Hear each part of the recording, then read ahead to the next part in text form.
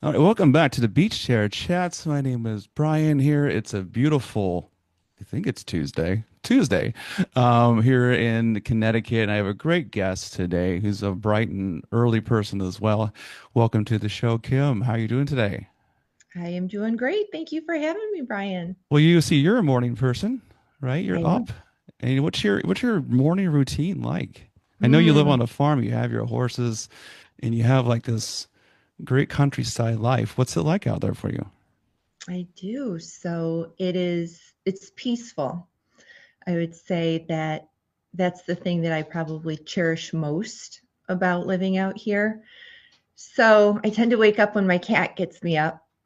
Those So cats. crack of dawn, cat starts meowing to go out. So he gets me up anytime between 5:30, 6 o'clock. And first thing I do is slam a big glass of water, grab Hmm. my coffee, and head outside to the deck, Hmm. chill out with the sunrise, listen to the birds, Yeah. and then I'll go walk around my garden and say hello to my flowers and the horses. There you go. Well, it's a perfect morning. Cats are like that though, right? Cats are just like those little narcissistic animals. Like they don't care what time it is. You get up, right? Yes. It's all about But them. Not narcissists. That's a mean term, but it's all about them. They don't care. But they cats also. don't. But I tell you what, I wake up and I look over at him and he's just looking at me with those cute little green eyes. Hmm. And it's a joy, Yeah. right? So it's all, I think life is all about perspective, Hmm. right? You can take anything that happens, your cat waking you up, and you can turn it into, oh, it's such a pain, it's Hmm. misery to get up. Or you can look at it and go, what a joy that I have this little creature that's Yeah. like, hey, time to get up and start the day. And thank goodness he does that because otherwise I could lay in bed forever, right? Oh, and I would miss the It's sunrise and I would miss the best exactly. part of See, the day. the So, cat's he's looking out for your best interest here. He's like, get yeah, out of yeah, bed. Yeah. yeah. Well, it's a good thing. Perspective is important, right? And it's easy to say that people could get up and say, "Oh, I have to get up. It's another day. It's Tuesday. I have to do this today. I have to go to work." Right. Or say, "Oh, I have an opportunity to go to work, right? I Mhm. have what you do. You've had a great career. You've been working like an underwriter for a long time. You've been doing this. You've been doing this career wise, and so you have the opportunity to get up, right, and do this. Correct. So Correct. what do you enjoy about that outside, the sunrise and all that stuff, but then you have to work and do the good stuff, right? What do you like about the work you do? Yeah, so I get to work from home, which is Mm, fabulous because it's barely like, I don't want to say it's barely like working, but it does shift the whole 9 to 5 paradigm when you are home. mm, It doesn't feel as heavy or burdensome, but the work itself, I've been with the same company for 24 years. It lasted longer than my marriage. I would say it's Hey. it's funny how you can keep a relationship with an employer longer than you can with a person. Mm-hmm. Uh, but I think what gives me the most satisfaction with my job is one, the people that I work with. Yeah. So the people that I work with are absolutely fantastic. I don't know if that is an outcome of the culture of the company that I work for, that Mm-hmm. they, the people that tend to last and advance into different roles have certain personality traits that are just, I don't want to say easy to work with, but are agreeable to work with. And it doesn't mean that we always agree on ideas, but the way we can work through those ideas is productive and it's not a toxic environment. Mm-hmm. So the people is number one. I have the most fantastic manager, incredibly supportive, will push and challenge, Mm-hmm. but really respects the type of work that I enjoy doing and actively seeks to engage me in projects where my skill set and my preferences can Mm-hmm. be leveraged. And then it's really constantly learning. It's Mm-hmm. always something new. I am one of those people. And I think there's maybe different camps of people in the world. There are people that like to be in the hustle and bustle and Mm. real, Yeah, fast not pace anymore. out there, right? Like making it happen, the movers and shakers of the world. And then there's people that probably fall into the camp that I do that like to get deep into subjects and become a subject matter expert. Mhm. Um, but at the end of the day, I think what shifted for me a few years ago with my work is I took on a service lens of my work in terms of how do I make the business better? How do I make the experience with the people that I work with better? Right? Work is not something that I think most people would choose to do if they had unlimited resources, right? So Hmm. why Oh make yeah, it miserable? exactly. Right? Well, it's like in my neighborhood where I run around. There's people that probably don't even work because they they have the resources to never work. But you made a good point about the people, right? And that kind of that work ethic. Those, like you said, those who advance in their careers are the ones who are willing to say, okay, I can do it better. I can learn this. I can Mhm. try to get something different. And because they're easy to work with. And even as a manager, people like that too, as I supervise people. And I love the ones who are like, I'll do this, I'll go above and beyond, or maybe add this to it. Then I get the sense like, well, it's my contract says this, I get paid this, this is my hours, no more, no less. I'm like, fine, I'll put you, you're good, you're loyal, you do your job, but I want the doers. I want those who are gonna like add a little bit more and see if they can grow. And people have learned if you work for the state of Connecticut, if you just do a little bit more, you might get paid more. It's just have to learn how to navigate that. And it's you can make a lot of money if you do it right. But it's not all about the money either, but it's about the experience. Like you said, you dive into subjects that Right. are meaningful, right? You get something back, right, from the work that you do, right? Yes. And I think that probably transcends into all the things that you do in your life, right? Because right now you're on your own. We talked a little bit about Right. that. Your employer lasted longer in your marriage. You've been doing this thing and following you on the socials, on threads, and you've been like, paving your way right now, doing the things. What's it been like for you to just like, hey, I'm in this new chapter and I'm taking the bull by the horns, even though you're a horse person. Okay. You Well, if take we a put horse by the a ears. horn on a horse, it becomes a unicorn, and then It's it's something just like that, yeah. spectacular, right? Exactly. So yeah. Um, so navigating singledom after 19 years of a relationship is quite a journey, and I know I'm not alone Hmm. in that. And I think it comes down to perspective, Hmm. right? I didn't want my marriage to end, um, but it did. Hmm. And I think you just sort of have to step back and look at your life and go through a grieving process. It is Hmm. a death of sorts, right? It But is. Yeah. in some cases it can be perceived, and I don't want to ever minimize the experience of somebody who has lost somebody that they Hmm. No, love. no, no. Um, but it is a death of a relationship, of a long-standing relationship, Hmm. of somebody that you had planned to Hmm. spend the rest of your days with, Yeah. right? And it creates a void. Hmm. And you do need to go through, I think, all of the stages of the grieving process. I don't think Hmm. there's anything revolutionary in my thought around that. But you go through the anger, Hmm. you go through the sadness, but the key is allowing yourself to go through that process, but then stepping back and saying, where do I go from here? I Hmm. still have a life to live. Oh yeah.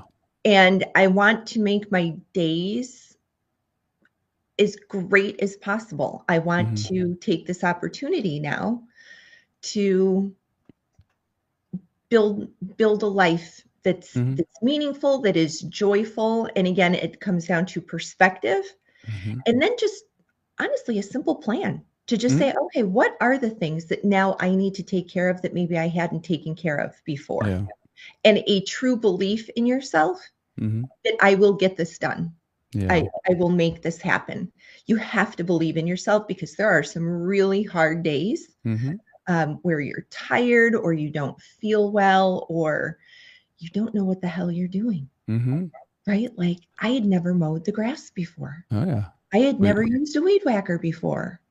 it's cathartic, you know. These are the you can, I would say you could buy some goats and they'll just take care of it for you. You can add it to the farm. Get some goats and just let them run around. They'll eat the grass. They'd Probably eat be your really plants. cute. They're cuter to look at than a lawnmower. They are, but they might eat your plants too, which I know you put a lot of work into your gardens. And so Yes, you're like, yes, those are cute and all, but you come outside in the morning to coffee. It's like, huh, they ate all my plants. yeah. But it is a perspective. It is a grieving process. You know, it's like I said, not to minimize the loss of a human being that you know they're never going to come back, but it is a chapter that closes, right? And then when you have a period of time, you know, you go, like I said, you go through all the moments of the good times and the bad times. I was interviewing someone yesterday actually about the same concept, even in kind of relationships or friendships or whatever it would be. People are in theory are individualistic, right?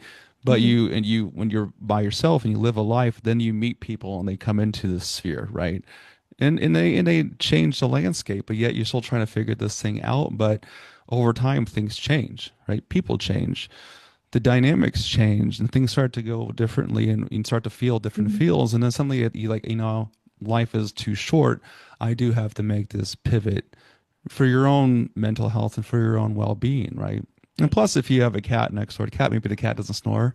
I don't know if that was a thing, but you know, guys can snore, and so it might be a thing. The cat doesn't snore, so there's a perspective, right? It's like the cat's there, cat's nice, you know. But so now you've been doing these things. You've been mowing the lawn. You know, your self-discovery in a sense of being this strong, independent woman, right? How does that been feeling for you to, you know, to accomplish these things that you never had to do before? The sense of accomplishment is fabulous to sit back and go, you know what, I can do this. Mm-hmm. Um, and as much as you can accomplish everything, there is, I think you listen to a lot of these I don't know, influencers Oh yeah. or folks on, Instagram, and they're all, woohoo, you can do it. You don't need a man. You don't need Mm-hmm. this, and decentering men and this whole idea that men are the enemy. Mm-hmm. And I don't buy into that. I Mm-hmm. do want to share my life with somebody. Mm-hmm. Um, because that's just something you can't get by yourself, right? No. Like to watch a sunrise, to have a coffee with Mm-hmm. somebody and just chat and relax and talk about your day and to think about Mm-hmm. what you want your future to be or just kind of what's going on in life, right? Yeah. It's a human connection. Mm-hmm. So as accomplished as you can feel on your own, Mm-hmm. um, I think there's just an innate human desire in most of us Mm-hmm. to connect with people, right? Yeah. And then to find somebody that is really meaningful and special in your life Mm-hmm. to kind of go through all of the good and bad Mm-hmm. in life. Um, and through the process of becoming single, right, you start doing things that you wouldn't have done when you were in your marriage or your Mm-hmm. long-term partnership, right? Social media, going on threads for me has been so cathartic and really Mm-hmm. supportive. I would have never met you, Yeah. right? See? I would have never Mm-hmm. gone on to threads and started posting about my life. And it was just a way to um, articulate Mm-hmm. some of my feelings. Um, and it resonates with Mm-hmm. people. Yeah. And that brings people into your life that you would have otherwise Mm-hmm. never connected with. Of course. Yeah, there's the benefits of that. You know, social media is good and bad sometimes. Like this can be the Wild West a little bit. Mhm. It's like depending on what day it is, and like, oh, everyone's up, and who knows what they're posting, right? Mine's pretty basic. So, but there is that idea connection, right? People need it. You know, as much as we want to be on my own, I can do this, right? I'm living my best life. I can do the things I couldn't do because of X, Y, and Z before, and now you can. But it's true, you know, as you're probably going through this process of the grieving and closing this chapter and kind of getting yourself back up on your feet, you know, eventually there'll be a point in your life where like, I want to share this time now. I've done this. I have a beautiful garden. I want to share that with somebody. I have a horses and someone to ride my other horse, if they can, or all those things that come with this experiencing and sharing the good stuff and the bad stuff, right? And that's what life is supposed to be. But it's never perfect, as we look at things. If we all had the script on what our life would look like, I've talked about this before, life would be boring.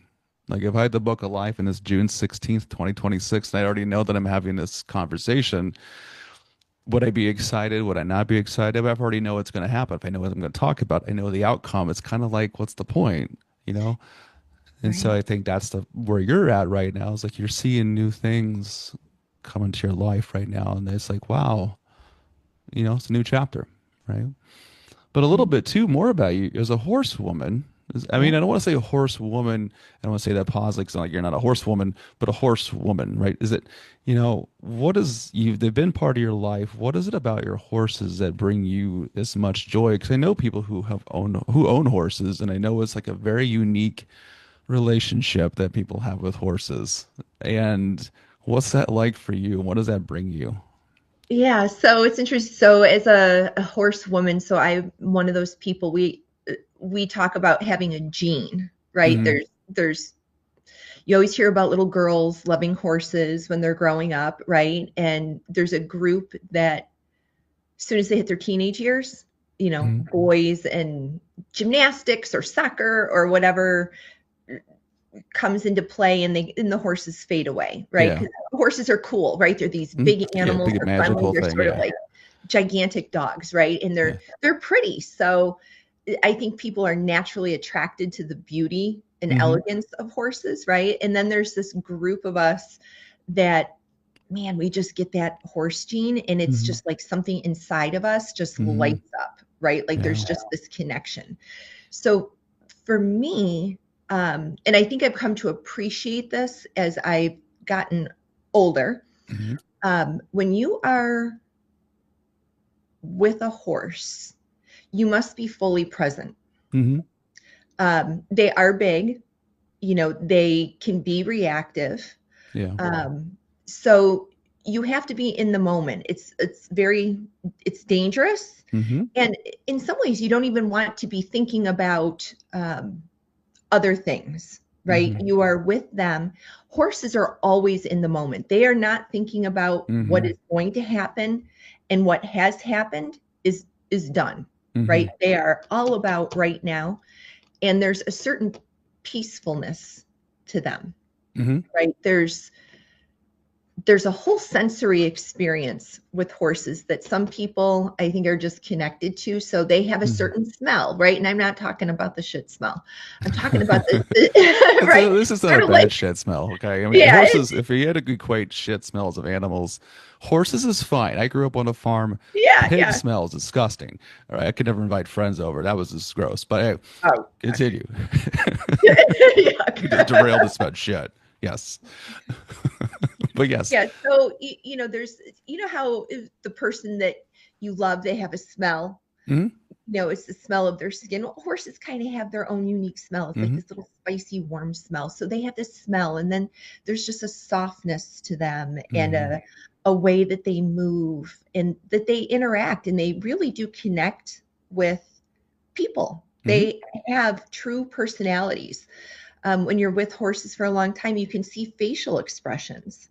I guess we would call them micro expressions, right? Because Yeah. horses don't smile like people smile. So it's not obvious. But when you become highly attuned, you will start noticing those micro changes in their face. So for me, horses, it's a sport, right? Hmm. You can ride them. There's an athletic component to it. There's a knowledge component to it. Horses are not like dogs. You don't just go to the store, buy one, and go, oh, all I have to do is feed and water it, and it's going to No, be no, fine, right? no. They're not cheap. I learn something new about horses all the time, and I've been doing this for 40 years.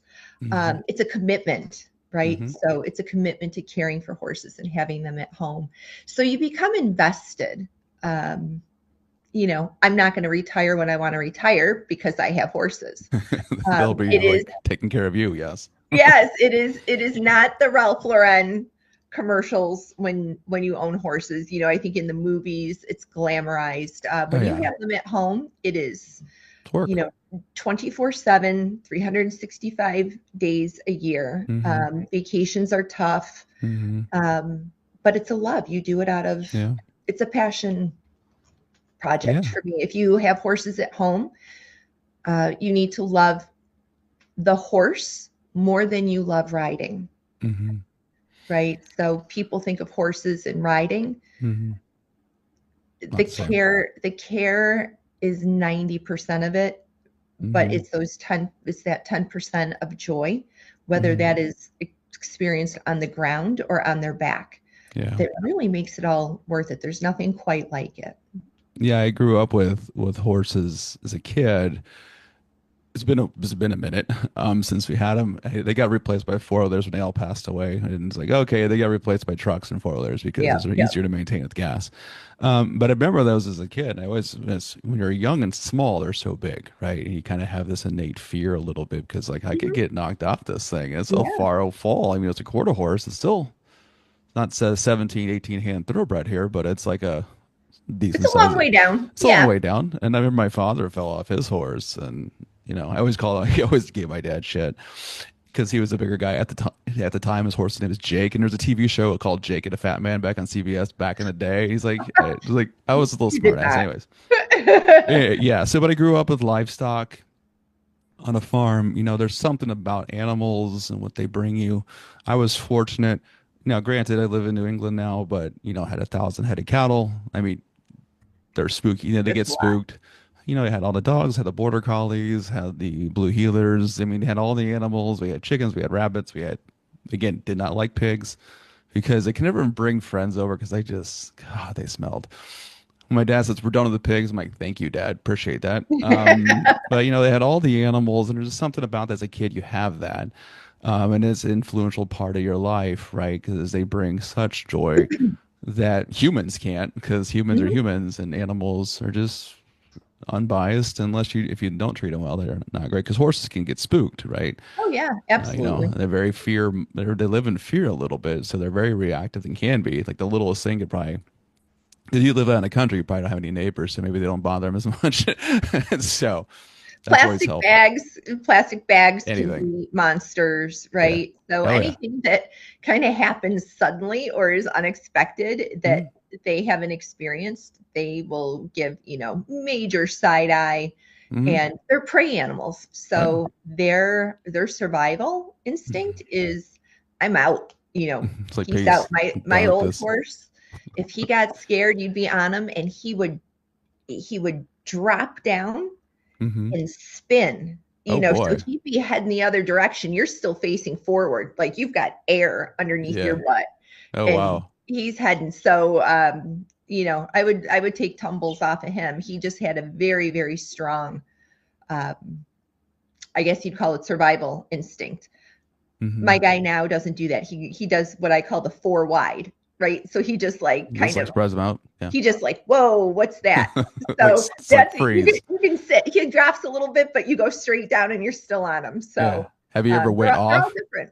Have you ever been like I had a pretty good fall off one of your horses in the Yeah, yeah. yeah. So I mean, my old horse, I was knocked out for 25 minutes. Woke up in a hayfield, staring at the sky. Oh wow.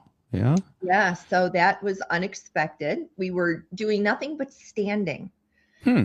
We were just standing in the hayfield. I was walking him around. Everything was going great.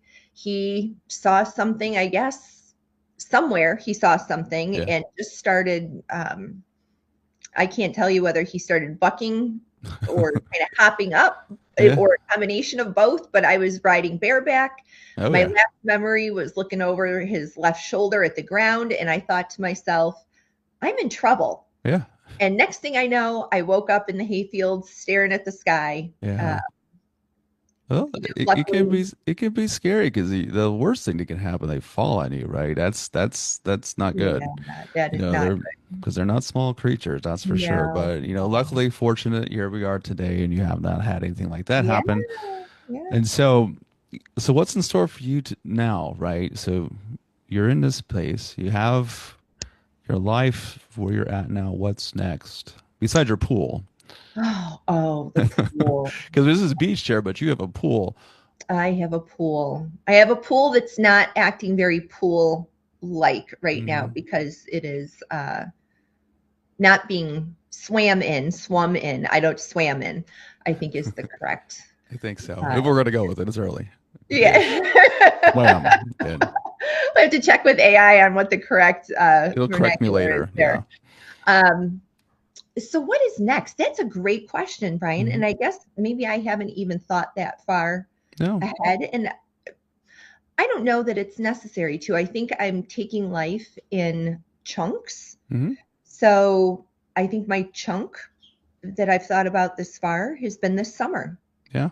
right? Just getting acclimated to the routines and the rhythm of maintaining the property Hmm. and getting the pool situated. I will get this pool situated. It will not, It will, if not, it will float in not, some algae. Why not? You float in some oh, algae.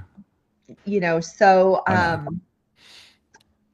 it's just really taking time to establish Hmm. my new routine, my new Yeah. normal, Yeah. right? Um, and trying to enjoy it and be a little feral. I'm one of these people. So I work for an insurance company, Hmm. very conservative financial services company. I've lived my Hmm. whole life pretty conservative, Yeah. um, trying to stay between the lines and not that I'm going to start committing crimes or go It's so weird. crazy, but I've just reached a point in my life. They talk about the postmenopausal Yes. woman goes wild, and a Yes. little feral. Um, it's just about living free Hmm. and not caring Yeah. about what people think. Yeah. Don't I'm give not fucks. hurting anybody with any decisions No. that I make. Um, it's truly about what makes me happy, really thinking about Hmm. as a person on my own without Hmm. somebody else to consider, because I've had to consider anybody in a marriage or a long term relationship, everything you do, Hmm. you're considering somebody else. Hmm. My actions impact somebody else. And it could be as simple as I'm going to stop at the store, Hmm. which means I'm not going to be home at the time that I said I was going to be home, which Hmm. impacts somebody who might be waiting for dinner. Yeah. I have nobody to cook dinner for. Yeah. So if I want to stop at the store or do something or spend a little extra time somewhere, it You can makes do a it. difference. You can have a girl dinner too, right? I know what girl dinners are. What's I that like? can have a girl Crackers and dinner, wine. right? I don't know. So it You is can do it. taking this moment in time to just live. And Hmm. there's a joy in that, and there is a freedom, and there Hmm. is a relief. That's So great. I Yeah. think anybody who is coming out of a situation, of a long-term relationship, um, really take the opportunity Hmm. to just live on your own Yeah. terms. I think as we're older, if you're financially stable and secure and you're not weighted down by how am I going to pay the bills, Hmm. maybe like you did when you were 20 Yeah. and you were single, right? Being single and being financially secure in your 50s is honestly kind of fantastic. And it's an Right. Of entirely different experience. course. And I would say take advantage of it because we're not old, but we have the wisdom of a Yeah. lifetime Yeah. and perspectives that we didn't have when we were 20. Hmm. And it's another opportunity to really get to know yourself in this new stage of life Hmm. because you know so much more about yourself, but there's still so much to discover. Exactly. This could be like Feral Friday. If there's a thing, the social media thing. It's Tuesday, but it's, because it's a Feral Tuesday. It doesn't have the same ring, but it could Right, be. Feral Friday. It's not Friday because that's the thing. Yeah, no, it's really about that, right? Because like I said, you don't have a script. You don't, like I said, you don't have to be somewhere, or if you Right. want something for dinner, you can make whatever the hell you want, right? Is someone gonna like this? Do they like the cooking? Do I have to do this or be this, right? And it is a freeing feeling, right? And you could even do a podcast like this on a Tuesday morning. Who knew, right? Who Live in your knew? feral Never saw moment. this was not on my bingo card, Was Brian. not on your Not on bingo the bingo card. card. It is No. now. It's a No. feral thing. You did the podcast with the beach, but there's no beach here right now. But Kim, it's been wonderful having you on today. Thank you. I've enjoyed it. Yeah. Thank you.